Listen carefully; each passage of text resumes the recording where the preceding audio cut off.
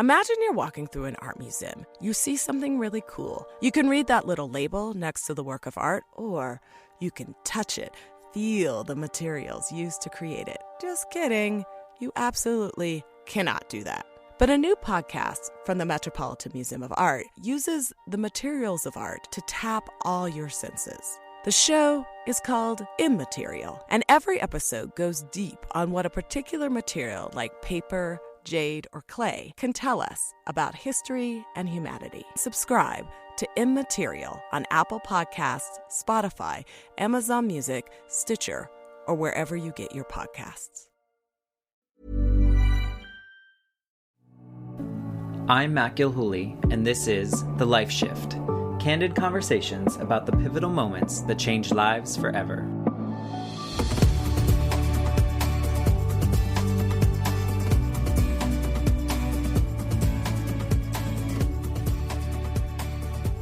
Hello, my friends. This is a Life Shift podcast, and I am here with a special guest today, Heidi Kirby. Hello. Hello. And so I always like to tell you how we know each other, and this one, you can blame Heidi for the Life Shift podcast. Yay! Or you can thank her. I would imagine that maybe there's a thanks for some of you. I would think most people would thank you, but okay. Or thank you. Yeah, so in spring of 2020, as you have listened, I'm getting a pandemic master's degree right now, is what I'm calling it. And I typically, every semester, we had to take, a core class, and then we had to take an elective. And I always chose a class that scared me as my elective. And so I opted to take the art of podcasting with Heidi. And that was the one that scared me. And I think it scared me because it was such an unknown entity for me. And so going through the class, we were required to, create 2 interview style podcasts. Of course, by the time the class was over, I had 8 of these recorded and ready to go and launched. So thank you for pushing me to do that. Yes. And I mean, in fairness, it could have been a hypothetical podcast. I mean, the assignment really was like, you didn't have to create a real one, but I think it's great that you did. And I think it's so like, you're a professor, so this is what it's all about, right? Like, this is the hope when you teach a class, is that somebody finds their passion and enjoys it and latches onto it and then does something else outside of the class, right? And here we are. And your episode is somewhere in the middle, but if you're listening to this, there's there's a lot more coming after this. And I'm going to vow to not have seasons, and I'm going to continue. Nice. Recording episodes with people because I think these stories are so powerful. And what I'm finding is that people are connecting to stories that aren't necessarily in line or parallel with their own, right? They're finding these little moments in everyone's stories that connect with them deeply, even though it's a completely different situation. And I think that the piece that you're going to share today, or your story and your pivotal moment, I think a lot of people will relate to it, but I think also they'll learn from where you are now. So to get us started, maybe you can give us a little bit of kind of who you are and what life was like before that pivotal moment, and then we'll kind of go into it. Yeah. So I am very much just a Midwestern gal, right? I was born when my parents met at the Ohio State University in Columbus, Ohio. And, my dad's senior year was the year I was born. And then we slowly made our way up towards Cleveland. And that's where I've been for as long as I can remember. So grew up with both parents, 2 younger sisters in an extremely religious household, which may or may not come into conversation today. So I figured I might want to mention it. And there were some really great parts of my life that I gained from religion, and some really not great parts too. Grew up as a gifted kid. Me too. Yeah, all the AP classes, all throughout school, all the honors classes, and B stood for bad, right? Like that was not an option. Was that self-imposed?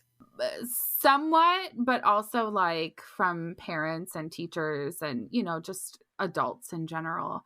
But yeah, somewhat self-imposed. Definitely a self-imposed perfectionist. That's me. Yes. Yeah. And very hard on myself. And I see it in my kiddo now. It's hard. It's hard to like see that, right? So when it was finally time for me to go off to college, being Miss Perfect, Miss Religious, Miss Churchgoer really went out the window, right? And I was like, ooh, I can be a party girl, right? Like I can really have fun. Nobody's here to like keep an eye on me or call my mom and tell her what I'm up to. And so I can just do whatever I want. And so I did. I embraced the party life and it was fun. And I, my roommate, who I'm still friends with to this day, we just lived by the motto. She was a gifted kid too, right? We were in the honors college together. So we lived by the motto, work hard, play hard. And like Thursday, Friday nights, we'd be like, all right, we have 3 hours. We are not going to talk on AOL Instant Messenger to anyone. We are not going to get distracted, get food, whatever. We are just going to buckle down and work on homework, and then we're going to go out and party. And that's what we did. And so then like, still partied quite a bit in my early 20s, but like everybody else was kind of slowing down and I wasn't.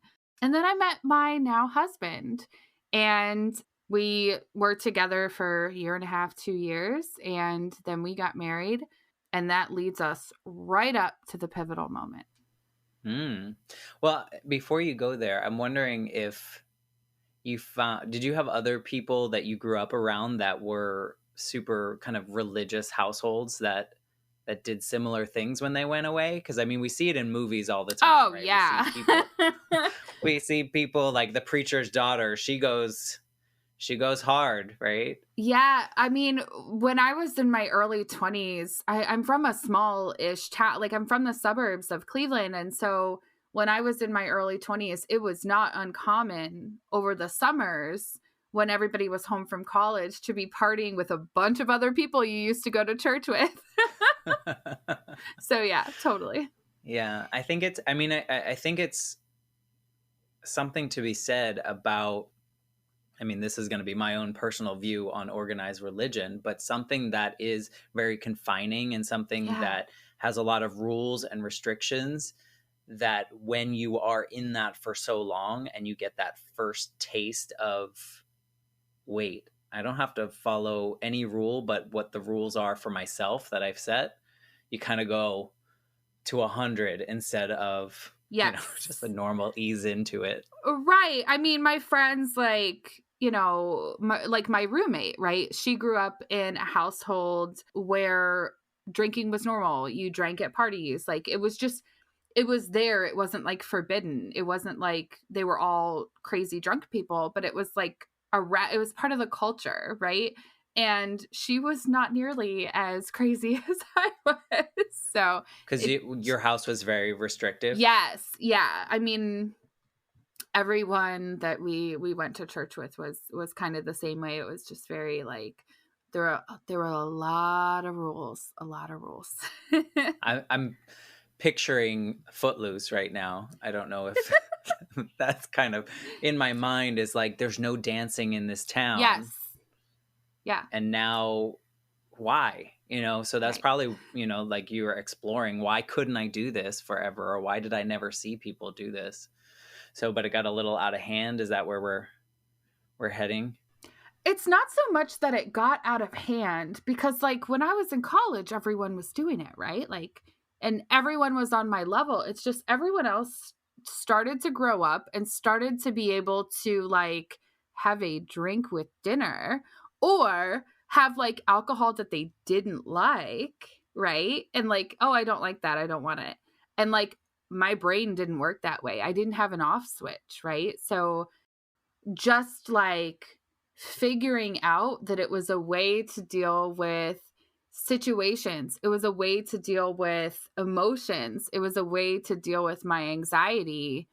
Kind of made it into like this like self-medication nightmare, right? That, and just like the constant cycle of like being mad that I wasn't normal, right? Quote unquote, that I couldn't like turn it off once I started, but then eventually not caring, right? And like, oh, well, it doesn't matter. Like, I'll just do it anyway. Right. And then did you regret, like, that cycle kept going? Like, so you regretted the night before? Oh my God. It was horrible. Like every day with a hangover was half hangover, half guilt, right? Of like, wow, I acted like an idiot compared to everyone else, right? Yeah, man, I think as an addiction, I think it's very similar. I was talking to someone the other day about someone that's facing like high anxiety, like someone that's diagnosed with high anxiety or someone that's diagnosed with depression, right? In those, and I've dealt with depression, maybe not diagnosed that, but when you're in that height of it, you almost feel like it's easier to stay in it and continue that state that you're in. So I can kind of relate in that sense, not being addicted to a substance, but being addicted to a feeling. Yeah. Do you think it was more the drink or was it more? Oh, at that point, it was more masking? The feeling. It was more masking just like every negative emotion that I had like accumulated from age 18 through age like 24, right? Like everything. And I do have diagnosed anxiety, and it was a way to like, I'm an introvert also, I don't like being out in crowds of people, around a bunch of people, socializing, whatever. And it was a way to be able to do that, right? Like we live in such an extroverted society. It's not friendly for introverts. And it helped me to be able to, well, what I thought was being social, which was probably more being annoying, but I mean, I get that. And I think there are a lot of people that drink or use alcohol of some sort to kind of be able to be the performative person that they think society wants them to be. And so growing up, I'm sure you like heard of college, right? And like that's where people have a great time. Yeah, it's like Animal House. Right, exactly. And the only way I can do it, because I'm so anxious and don't love being around crowds of people, is to find something that makes me feel like something else. Right. I guess. Yeah, absolutely. So everyone else is kind of addressing, they can have a glass of wine with dinner, and then it's done. And you weren't feeling that way. What was the point in which you were like, this has to stop? Or was it just a gradual thing? Well, I was very lucky compared to a lot of the people I met when I was in Alcoholics Anonymous, that I had what they call a high bottom, because people talk about they hit rock bottom, right? And like a lot of times it's like death or near death or like some really like as messed up as you can imagine. That's like people's rock bottom. But for me, it was, I went to a party, I got way too drunk, which is a very common occurrence. I got into a fight with my new, like a month before husband, like my brand new husband, got into a fight with him and said, I'm going to call my parents and have them come pick me up, because we were in my hometown at the time. And my phone was dead. So I thought, I wasn't thinking that was the problem. I just started walking home. I'm a 10-minute drive from home. So I don't know what I was thinking I was doing. I was also walking down the street when there was a sidewalk. There was that too. And I ended up getting picked up by a cop. Now, he was super nice. He just drove me home, like just gave me a ride home, made sure I was safe.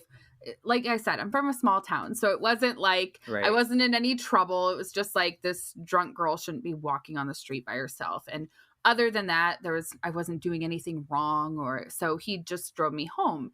But in the time that it took for him to drive me home, my husband had gone back to my parents' house. Nobody knew where I was. Everybody was worried and pissed and everything else. And then the cop car shows up with me in it. And my dad and my husband were furious, of course, right? Like, of course. And I was being super defiant, right? I didn't want to be told, at the time, in the moment, I was like, I didn't get in any trouble. What's the big deal? Right? Like, what's the big deal? Yeah, they didn't arrest me. Free Uber, right? Like, it's fine. Everything's fine, guys. I don't know what you're making such a big deal about. And my dad said to me, he's like, you have a problem and you need to figure it out. And like, that was it. And then I went up to bed, and the next morning I was like, my dad doesn't really interfere in my life. He doesn't really give me a ton of opinion. Like, he doesn't really tell me what to do, right? Like, since I've been an adult, he just kind of like, he'll, if I ask for advice, he'll give it, right? But like, he doesn't really interject his opinions very much. So if he is telling me there's a problem, right, then there's probably a problem. And I think the other thing too was that it was so very close to when I had gotten married that I was like, I can't be a wife like this. Like, this isn't like, this is not what I thought was going to be my marriage when I got married, right? So the next morning, my husband had a softball game, and he was playing softball, and I was in the car because I felt so awful from the night before that I didn't even want to be out in the sun. And so I was in the car looking up how to get sober, right? And the next day I went to an AA meeting, and the rest is history. Wow.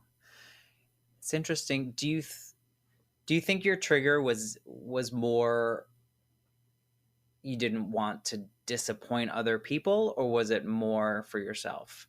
I think it was at first that I didn't want to disappoint other people, right? Like, the gifted kid, the church kid in me, right, was like, has always been, still to this day, it's something I'm working on, has always been very much a people pleaser. And I had tried everything, right? Like, I had counted drinks, but then I would just like stop counting, or I'd tried every system. I'd tried having people cut me off. I'd tried a drink and then a water, and a drink and then a water, but I still ended up drunk at my niece's third birthday party, right? Like, and nobody else was, right? Like, and so it was just those things.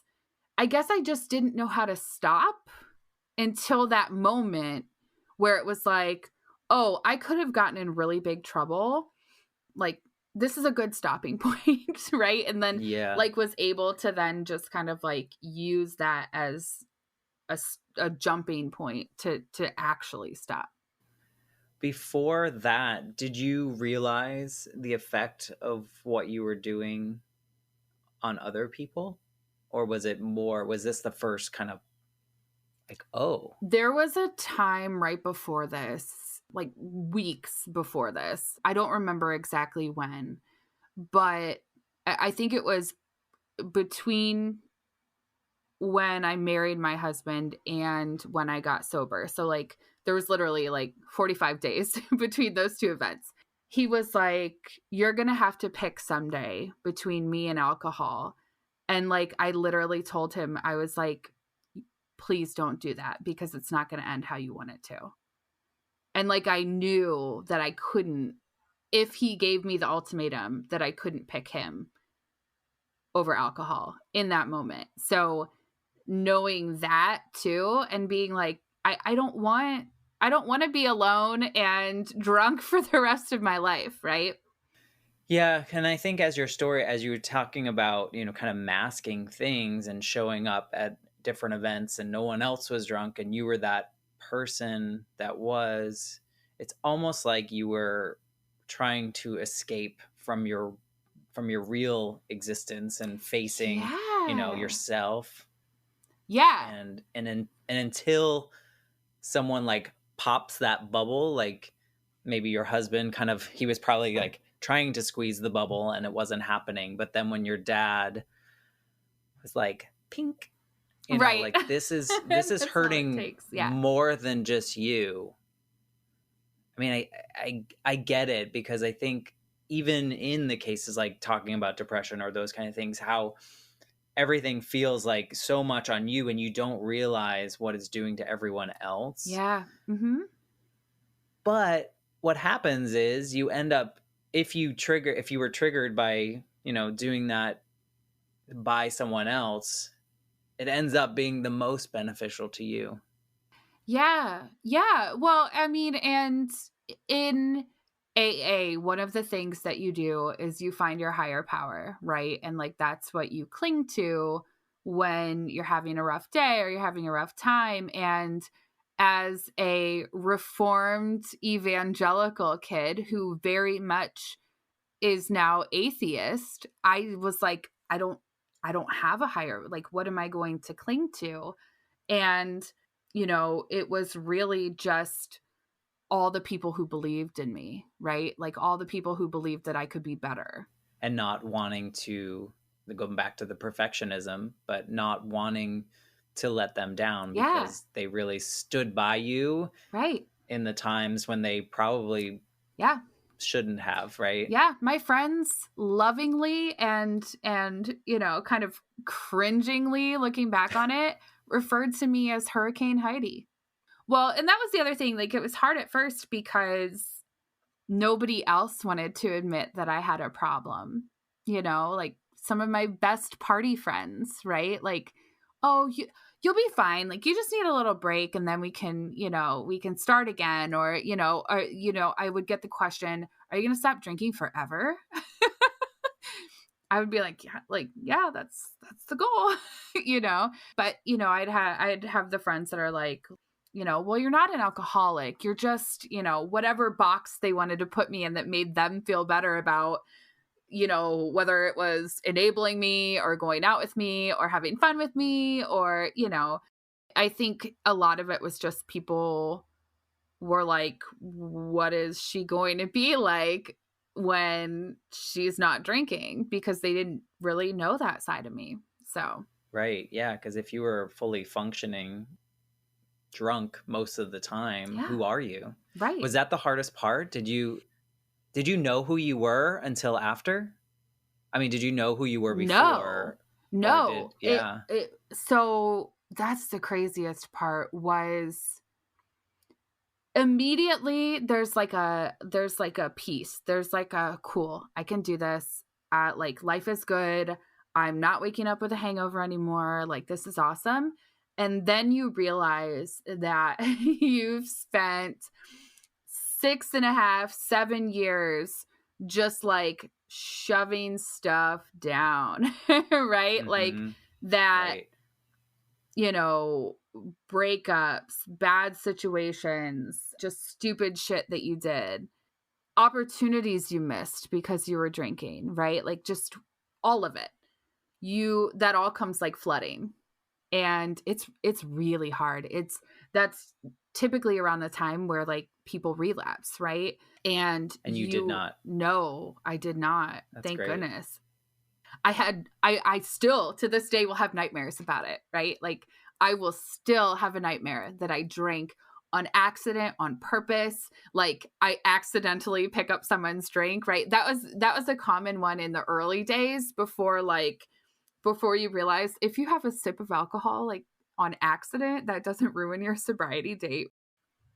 So the combination of trying to like deal with all of those emotions, but also the fear of relapsing because of all of it, it's so much. There was a brief period of time where I was really depressed and suicidal. It was luckily pretty short-lived, but because all these emotions came at once and I was like, now I have to deal with all of this stuff, right? I have to deal with all these feelings that I haven't felt in so long and figure out who the hell am I? Because I've had this Hurricane Heidi persona for so long that it's like, well, who am I? And before that, I had like the gifted Christian kid persona for so long that I didn't want that back, right? Like I didn't want to go back to, so it was like, I'm a brand new person. What do I do with this? Like, who am I? Yeah. Do you think being a perfectionist helped you stay sober? Yes. 100%. So yes, I had an app on my phone that had like the countdown of how long I'd been sober, like to minutes and seconds. And like knowing that just one little drink would erase that, like grade grubbers, right? Like you want that 4.25. The 4.0 is not good enough, right? So I absolutely think that helped. And just like the thing is for me, like so first of all, I tried to stop smoking cigarettes when I stopped drinking, which was a huge mistake. 10 out of 10 would not recommend. Quit one thing at a time and start with the worst thing first. Like, Yeah. so I picked smoking back up pretty quickly, thank goodness, because I probably would have like relapsed on both if I had kept doing that. And like, I ended up smoking for a couple more years, but like when I quit smoking cigarettes, it was the same thing. It was like, I quit immediately and then never did it again. When I quit cold turkey, there was a time where I tried to like do a vape pen instead and that didn't work and it was a whole thing. But that's a perfectionist quality. I'm the same way. It's like all or nothing. It's yes. like this podcast, right? Yes. Yeah. So yeah, it. It's like the stuff that like, if you don't want it to be your vice, you have to just cut it out completely. Otherwise it will consume your life. Right. Well, and I think people can relate to that in simple terms, even as like someone cutting out sugar. Yes. Or you can't just like, I'll just have one cookie. Right. Then you're going to want a cookie. You're going to want a cookie every day. But if you don't have any cookies, eventually you won't have that craving. Right. Yes. It's the same. This was how many years ago we're talking? Because this episode will be coming out shortly after an anniversary. My 9-year anniversary. Yeah. Yeah. That's awesome. And since then, you've found yourself? Oh my gosh. Since then, there have been so many other life shifts that have happened, right? But this was kind of like the first domino. So, well, and that's probably the thing. You wouldn't have had all these other life shifts, probably. Correct. 1000%. Yeah. So about 2.5 years after I got sober, when I had really started to like put the emotional pieces back together, I talked to a therapist. Good. Absolutely. I joined AA and then left AA subsequently because it was a little too much like religion for me. And so I think that was another really good step that I took for myself. It gave me all the tools that I needed to stay sober, but then like I was like, all right, let me leave like the congregation aspect of it behind. Imagine you're walking through an art museum. You see something really cool. You can read that little label next to the work of art, or you can touch it, feel the materials used to create it. Just kidding. You absolutely cannot do that. But a new podcast from the Metropolitan Museum of Art uses the materials of art to tap all your senses. The show is called Immaterial, and every episode goes deep on what a particular material like paper, jade, or clay can tell us about history and humanity. Subscribe to Immaterial on Apple Podcasts, Spotify, Amazon Music, Stitcher, or wherever you get your podcasts. Let's see, it was probably around when I first stopped drinking that I was diagnosed with polycystic ovarian syndrome. And so in that first couple of years after I stopped drinking, I found out that I couldn't have kids. I tried in the early days to take some fertility drugs and they didn't work. And I just kind of went around and had been told by like 3 different OBGYNs that I couldn't have kids. And 2.5 years after I got sober, I went on a crash diet because as a perfectionist, that's what I do. I do yo-yo diets, and I lost some weight, and it was a significant amount. And as I like to say, I fell pregnant because I'd been told for so long that I couldn't have a kid that like I wasn't using protection with my husband. Like, I just assumed that it wasn't possible. And so I got pregnant, and I never would have been able to do that if I was not sober, because I don't think I wouldn't have lost the weight, right? Like I wouldn't have been disciplined enough to lose weight. And I I just drinking and your hormones, it doesn't help. It doesn't help the situation, And so I had a baby, and now I'm like, oh my gosh, like because of it, I was teaching as an adjunct professor at like 4 or 5 different colleges doing the adjunct shuffle. And I was like, I can't do this anymore. I can't be at work teaching a class when my kid is in daycare and then have a break for 2 hours while I'm still paying for daycare. Like I don't get paid enough as an adjunct for that, right? So that's when I decided to start a PhD program. I never would have been able to be dedicated enough to do a PhD program if I was still drinking.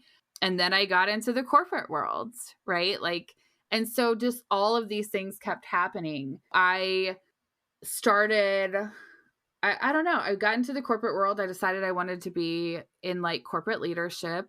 My husband and I had bought our first house before my son was born.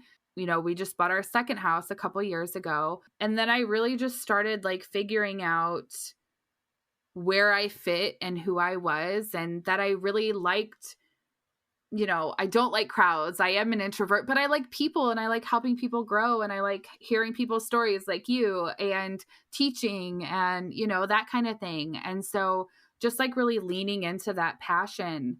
Something I struggled a lot with was, like, who am I deep down? Right? Yeah. That was something that for a while I was just like, I don't even know what I believe, what I don't believe, like who I am at the core. And it was, I don't even remember when, but at some point in the journey, I came across the archives of an old website where I had a diary online when I was like 16, right?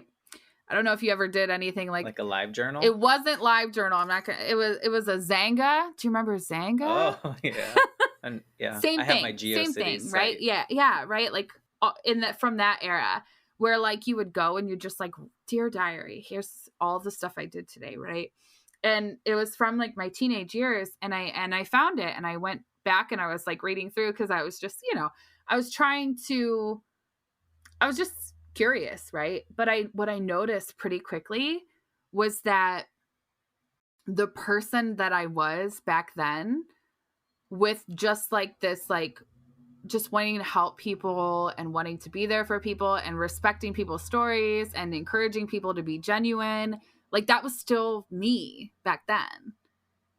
And it was like a really great moment for me to be like, no, I still am the same person I always have been. It's just I've allowed all this other stuff to define me instead of just being me, right? Yeah, it was like an affirmation that like you're on the right path. I mean, in your story, after your moment of just quitting cold turkey, shows that you were curating the life that you wanted. Yeah. Versus, if we link it back to organized religion, you're often told what you're supposed to want, right? You're told things that you need to do to be accepted or to gain the love that you should be getting. And so how nice it is to then be in a space where you can create that for yourself. Right. That was another pivotal moment, was when I realized that this whole time, like with religion, it gives us a way to blame everything, good and bad, on someone else, right? Like, oh, well, it was, this bad thing happened because it was God's will, or this good thing happened because it was God's blessing. And when you put that onus on yourself instead, you make less mistakes because you have to blame it on yourself, but you become so much more limitless. There were so many things that I never thought I would be able to do, that when I just stopped limiting myself and just went, sure, maybe I'll try it. Like my podcast, right? Like, sure, Let me just try this. And then it becomes successful, right? That you're just like, if I would have just stayed in my box and, you know, done what I was supposed to do, I never would have done that, you know?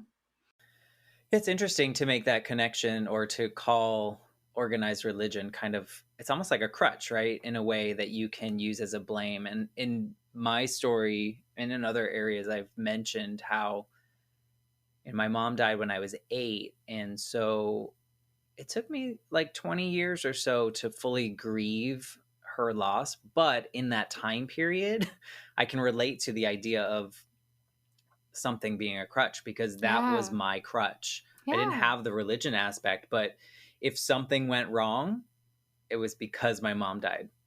If something went right, it was because I had the opportunity because my mom died. Sure. You know, and so everything became that. And until I was able to take the responsibility for myself, you're right, I wasn't able to really create any kind of life that mattered. Right. Because it was just, you're living in this excuse bubble. Right, for sure. Well, and then when you take it a step further too, which I've only recently started doing, like this is such a process, right? Like it never ends, right? Like finding yourself and figuring out who you are, like I don't think it ever ends our whole lives, right? But, you know, taking it a step further and realizing, you know, I'd been told my whole life, like, you're not the center of attention, right? And you're not supposed to be, right? Between religion and, you know, just being a good person, right? Like you're supposed to decentralize yourself. And then as you get older, you hear all these things about like self-care and you're like, what? I'm not supposed to take care of myself. I'm supposed to take care of everyone else first.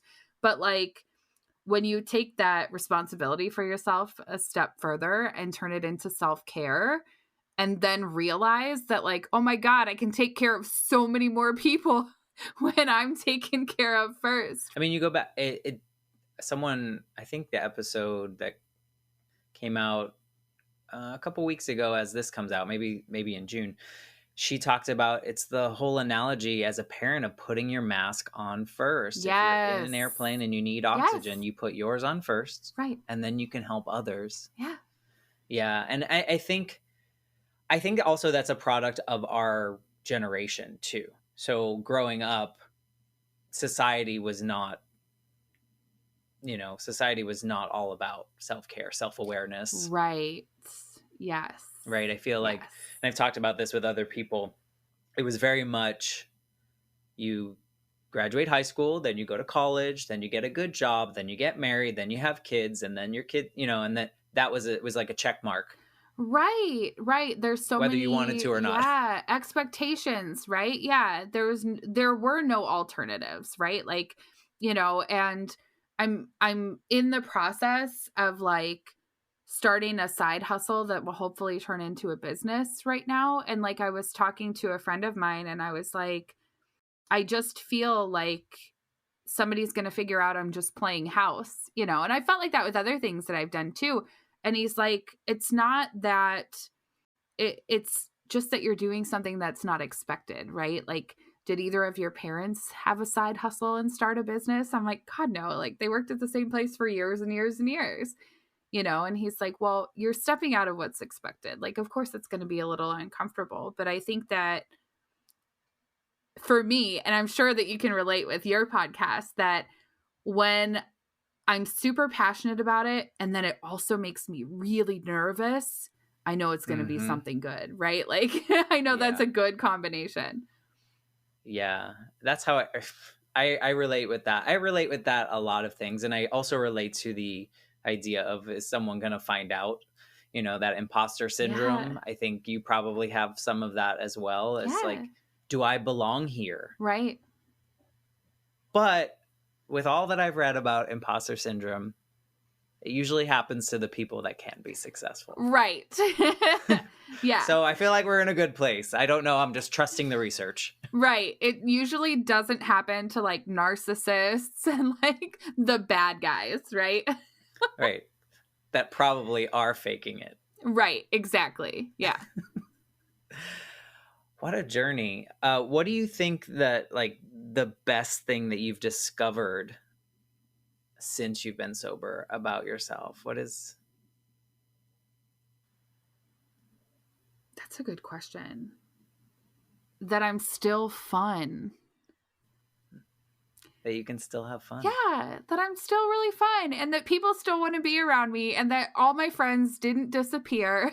I was afraid that I was like, oh my gosh, most of my friends are drinking friends. They're not going to want to be here and be my friends anymore if I'm not drinking. And, that was the case with some. That was the case with a few of them, but the majority, no, not at But all. were they friends? I mean, Right, really, at the end of the day. exactly. Right. Were they really a friend? The other thing that's not necessarily about me, but it's probably been one of my favorite moments was when my niece, who was little when I got sober, made just this offhanded comment. I had to leave the room because I got emotional, but she just made this offhanded comment. She's like, Aunt Heidi, I've never seen you drink. And I realized at that moment that she didn't remember drunk me at all. And I was so thrilled because she's my oldest niece, right? And my son has never seen me drunk. My other nieces and nephews have never seen me drunk. And that is like of all the things, of all the accomplishments, that's my favorite. And the fact that even my oldest nieces don't remember it, like that's probably my favorite thing. Because as a perfectionist, if we go back to that, part of you probably thinks, oh, so-and-so remembers when I did this. Yes. So-and-so remembers this. Mm-hmm. Like even your husband, you're still with your husband, I'm assuming. Yeah. I hope yeah, recording. Absolutely. But yes. I mean, he's seen both sides of you. Yeah. And so that's probably also scary for a perfectionist because he knows like. Yeah, it is. It's maybe less scary with him than it is with like people who don't know me as well, who like I'm always like, are they gonna bring something up? Or, like right. when people reminisce about why Heidi doesn't drink anymore, that used to really bother me at first, right? But then I just kind of like took ownership of it. And when people bring up stories now, I just go, oh yeah, that's reason 1496 why I don't drink anymore, and it just has become, I'm to the point now where it's almost been a decade, right? Like I've now spent longer sober than I did drinking. So it's now more awkward for other people when I talk about it than for me to talk about it. And it's a really nice place to be, to be able to laugh and joke. And it's part of your story. Like it just is part of your life. And it's you're probably a different person now than you would have been had you never started drinking, right? Sure. So there are things that you learn from terrible situations or from things that are, don't necessarily go the way that everyone else expects them to. So I think part of that, what you said it, you own it, like you own that narrative and it just is, it's part of your life. And so many people, I think, try to pretend that they're like this perfect figurine on the wall that like unbreakable, but it's like, no, that's what makes us cool. Like all these flaws that we've had in our life, right? Absolutely. Yeah. If you just like line up all of your failures and you're like, here's all the stuff that I messed up and look at me now, like I turned out okay. Right. Like, that's something I really like to talk about and I'm really open about is like all the things that I've ever failed. Right. Like I failed my PhD comps, right? Like I think it's like, it's such a small percentage of people that get their PhD that I imagine it must be an even smaller percentage who have failed their comps. So I feel like I'm in a pretty elite group having to take, I bet a lot of people cannot say that they've taken their PhD comprehensive exams twice. Right. You're in that elite group. Right. I love when people tell me things that they did wrong because the flip side of that is what did you learn from that? Right.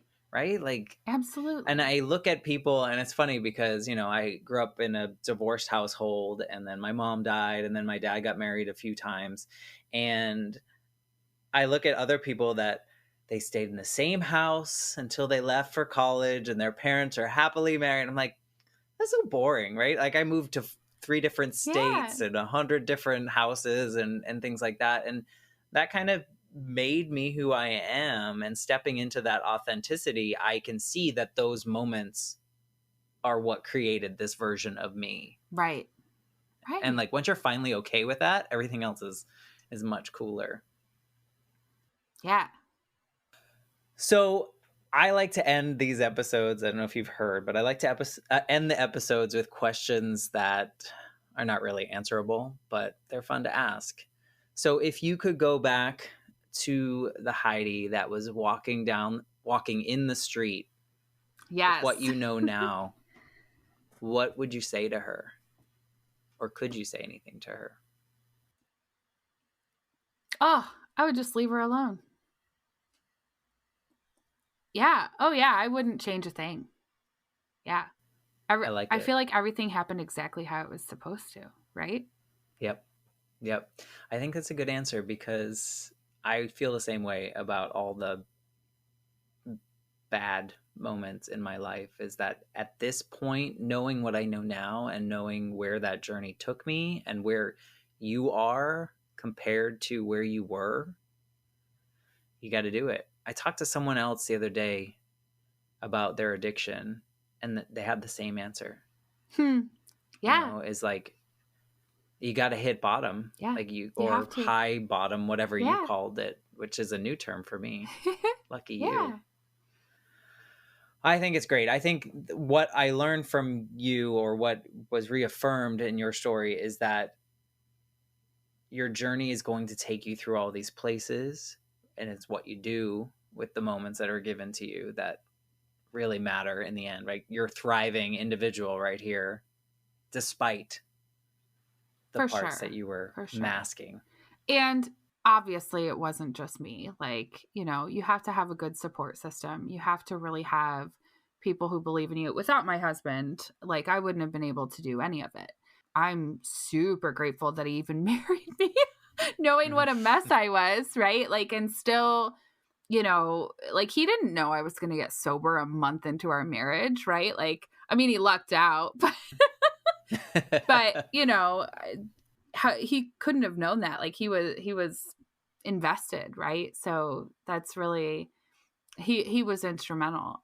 So, and it's interesting too to think of it from that perspective too, because he married someone different than who you eventually showed him who you were. Right? Yeah. And so I mean, it's good to have a great community around you, but I mean, you got to toot your own horn here because you did it. Yes. Yeah. You did it. And a lot of people struggle. And so, however long that time takes, it seems to be worth it.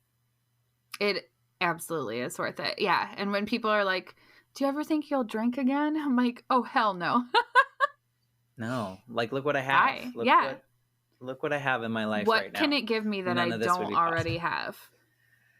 Exactly. Well, I appreciate you being a part of this podcast. Thanks for having me. I'm so excited for you.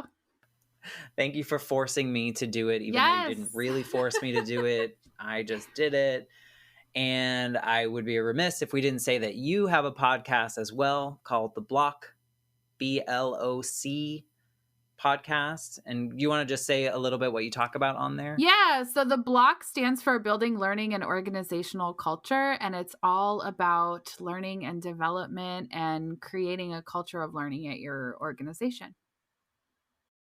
And that's what she does in her every day in their corporate life. And then she has this podcast, which inspired the rest of us in the class. So check it out if that's your space, and you will hear a familiar voice. And I thank you for being a part of this. Thank you.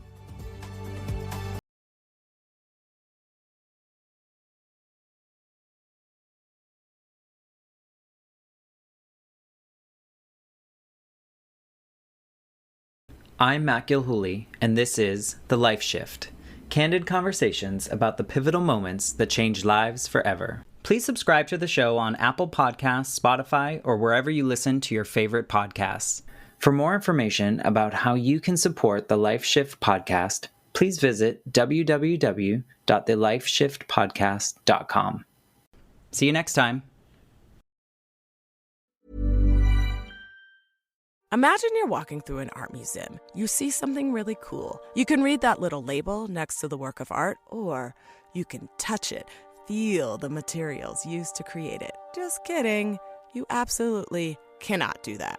But a new podcast from the Metropolitan Museum of Art uses the materials of art to tap all your senses. The show is called Immaterial, and every episode goes deep on what a particular material like paper, jade, or clay can tell us about history and humanity. Subscribe to Immaterial on Apple Podcasts, Spotify, Amazon Music, Stitcher, or wherever you get your podcasts.